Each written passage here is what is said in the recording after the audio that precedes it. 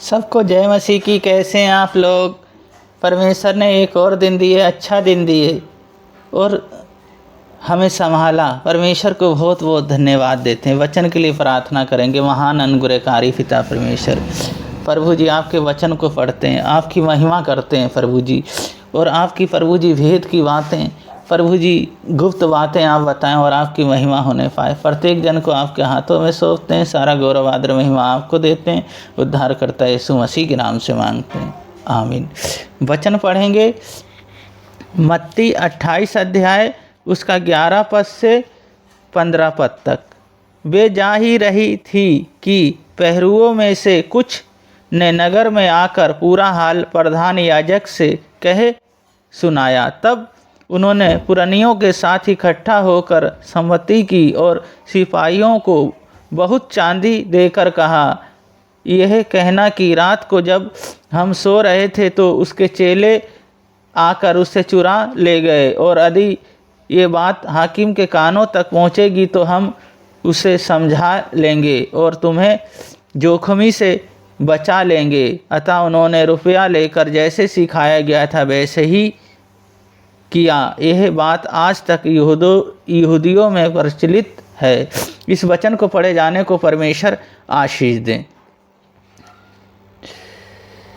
यीशु मसीह को क्रूस पे चढ़ाने वाले यीशु मसीह से डरे।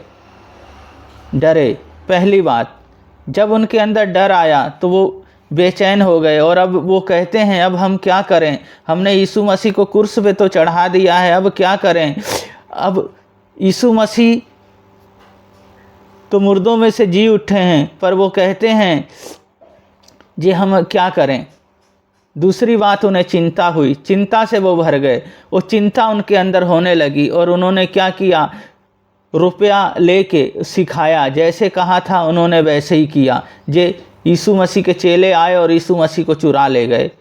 वह तो मुर्दों में से जी उठा, वो तो तीसरे दिन जी उठा, वो कहते हैं चुरा ले गए। तो हम, और तीसरी बात है वो यीशु मसीह जी उठे, यानी मुर्दों में से जी उठे। तो पहला पुनरुत्थान यीशु मसीह हैं और मुर्दों में से जीवित होने वाले हैं। तो पहली बात है डर। उनके अंदर डर आया, पर हमें जब यीशु मसीह के साथ हमने हो गए तो वो कहते हैं सारी चिंता मुझ पे डाल दो, मैं तुम्हें देखूंगा। जो भी बात होगी मुझ पे तुम सौंप दो, मैं उन्हें देखूंगा। जब हम यीशु मसीह को अपने जीवन को सौंप देते हैं, अपने स्वभाव चरित्र को हम यीशु मसीह को दे देते हैं, वो हमें न्यू बना देते हैं, नया बना देते हैं, फिर हमें चलाते हैं।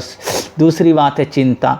हमें अब चिंता नहीं करनी है। चिंता करने वाले हमारे परमेश्वर हैं, क्योंकि हम पहले यीशु मसीह को नहीं जानते थे। अब जब यीशु मसीह को हमने जान गए, सारी बातों में हमारी वो अगुवाई करेंगे, हमें साथ लेके चलेंगे। तीसरी बात है यीशु मसीह जीवित हैं। वो कहते हैं मैं जीवित हूँ, तुम भी जियोगे। तो हमें क्या करना है? वो अनंत जीवन देंगे हमें और हमें स्वर्ग में लेके जाएंगे।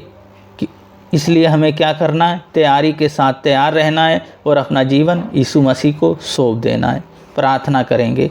महान अनुग्रहकारी पिता परमेश्वर, इन बहन भाइयों को, बच्चों को, सबको मैं आपके हाथों में, आपके लहू में ढकता हूँ। पूरे दिनचर्या को आप संभालें मेरे यहोवा, आप अगुवाई करें प्रभु जी। हर बातों में आप साथ रहें। आपका वचन कहता है जब तुम आत्मिक भोजन, आत्मिक मन्ना खा रहे हो तो मैं तुम्हें बढ़ाता चले जाऊंगा प्रभु जी। जब प्रभु जी वचन गहराई तक जाने पाए और 100 गुना आशीष और फल लाने पाए, सुनने वाले बहन भाइयों को सबको मैं आपके हाथों में सौंपता हूँ। बहुत बड़ा रिवाइवल, बहुत बड़ी बेदारी आपके आने पाए प्रभु जी। मेरे यीशु मसीह हर बीमारी और दुर्बलताओं से बचा कर रखें। पढ़ाई लिखाई में बढ़ाएं प्रभु जी। घर बनना है, बिजनेस, रोजगार में, सब में आप प्रभु जी सहायता मदद करें, क्योंकि आप जैसा कोई नहीं प्रभु जी।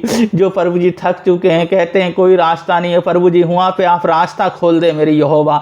वहाँ एक नया रास्ता खोल दें और उत्तम करें, अच्छा करें और भला करें प्रभु जी। आपने प्रार्थना सुना प्रभु जी। यीशु मसीह आपके नाम पे आशीषित करते हैं। सारा गौरव आदर महिमा आपको देते हैं। उद्धारकर्ता यीशु मसीह के नाम से मांगते हैं, आमीन।